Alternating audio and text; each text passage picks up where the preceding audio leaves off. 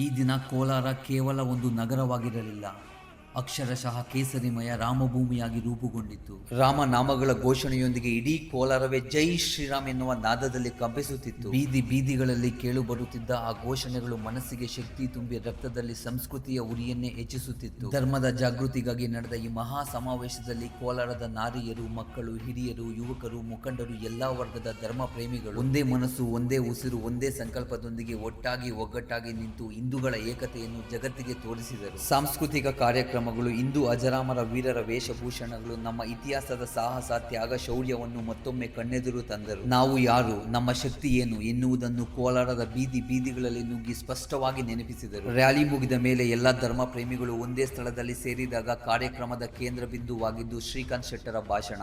ಕೂತು ಕೇಳುತ್ತಿದ್ದ ಪ್ರತಿಯೊಬ್ಬರಿಗೂ ಕೂತಲ್ಲೇ ರೋಮಾಂಚನ. ಇಮ್ಮಡಿ ಪುಲಿಕೇಶಿಯ ನೇತೃತ್ವದಲ್ಲಿ ಆ ಸೇನೆಯನ್ನು ಎದುರಿಸಿದ್ರು. ಶತ್ರುಗಳ ಶೇಷನಾಶವನ್ನು ಮಾಡಿದ ಮುಂದಿನ 100 ಅವರು ವಿವರಿಸಿದ ಧರ್ಮದ ಮಹತ್ವ, ಇತಿಹಾಸದ ಉದಾಹರಣೆಗಳು, ಇಂದಿನ ಸವಾಲುಗಳು ಎಲ್ಲವೂ ಮನಸ್ಸಲ್ಲಿ ಆಳವಾಗಿ ಕುಳಿತು ಬಿಟ್ಟವು. ನಮ್ಮ ಧರ್ಮ ಸಾವಿರಾರು ವರ್ಷಗಳ ಹಿಂದೆ ಹುಟ್ಟಿ ಅನೇಕ ಆಕ್ರಮಣಗಳನ್ನು ಎದುರಿಸಿ ಅನೇಕ ತ್ಯಾಗಗಳನ್ನು ಕಂಡು ಇಂದಿಗೂ ಜೀವಂತವಾಗಿದೆ.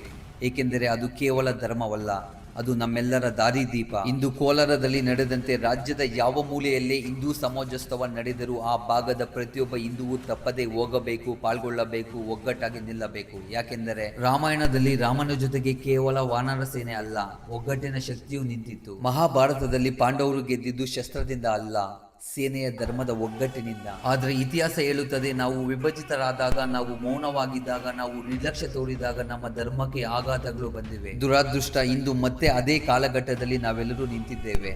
ಗೆಲ್ಲಲು ನಿಲ್ಲಲು ಆಯುಧ ಬೇಕಿಲ್ಲ, ಜಾಗೃತಿ ಬೇಕು, ಭಾಗವಹಿಸಬೇಕು, ಒಗ್ಗಟ್ಟಿನ ಹಾಜರಿ ಬೇಕು. ಸ್ನೇಹಿತರೆ, ಹಿಂದೂ ಸಮಾಜೋತ್ಸವ ಅಂದರೆ ಕೈಯಲ್ಲಿ ಕೇಸರಿ ಧ್ವಜ ಹಿಡಿದು ನಡೆಯುವುದು ಅಷ್ಟೇ ಅಲ್ಲ, ಅದು ಮನೆ ಮನೆಯಲ್ಲಿ ಸಂಸ್ಕೃತಿ ಉಳಿಸುವ ಸಂಕಲ್ಪ, ಮಕ್ಕಳಿಗೆ ಧರ್ಮದ ಕತೆ ಹೇಳುವ ಜವಾಬ್ದಾರಿ, ದೇವಾಲಯ, ಹಬ್ಬ ಆಚರಣೆಗಳ ಅರಿವು ಸೂಚಿಸುವ ಉತ್ಸವ ಹಿಂದೂ ಸಮಾಜೋತ್ಸವ. ಕೋಲಾರದಲ್ಲಿ ಈ ದಿನ ಕಂಡ ದೃಶ್ಯ ಒಂದು ದಿನದ ಉತ್ಸವವಲ್ಲ, ಅದು ರಾಜ್ಯದ ಪ್ರತಿಯೊಂದು ಜಿಲ್ಲೆಗೆ ಹೋಗಬೇಕಾದ ಸಂದೇಶ. ಇಂದು ಕೋಲಾರ, ನಾಳೆ ಕರ್ನಾಟಕ, ಮುಂದೆ ಭಾರತದ ಹಿಂದೂ ಜಗತ್ತಿಗೆ ತೋರಿದ ಒಗ್ಗಟ್ಟಿನ ಸಂಕೇತ. ಇದೀಗ ಸಮಯ ನೋಡುವುದಕ್ಕೆ ಅಲ್ಲ, ನಿಲ್ಲುವುದಕ್ಕೆ. ಇದೀಗ ಸಮಯ ಮಾತನಾಡುವುದಕ್ಕೆ ಅಲ್ಲ, ಕಾರ್ಯರೂಪಕ್ಕೆ ತರುವುದಕ್ಕೆ. ಇದೀಗ ಸಮಯ ಹೇಳುವುದಕ್ಕೆ ಅಲ್ಲ, ಒಗ್ಗಟ್ಟಿನಲ್ಲಿ ಜಯ ಇದೆ ಎಂದು ತೋರಿಸುವುದಕ್ಕೆ. ಪ್ರತಿಯೊಬ್ಬ ಕೋಲಾರಿಗನು ಹೆಮ್ಮೆಯಿಂದ ಜೈ ಶ್ರೀರಾಮ್ ಎಂದು ಬರೆಯಿರಿ, 4 ಜನರಿಗೆ ಶೇರ್ ಮಾಡಿ. ಕೋಲಾರಿನ ಹಿಂದೂ ಶಕ್ತಿ ಎಂತಹುದು ಎಂದು ತೋರಿಸಿ.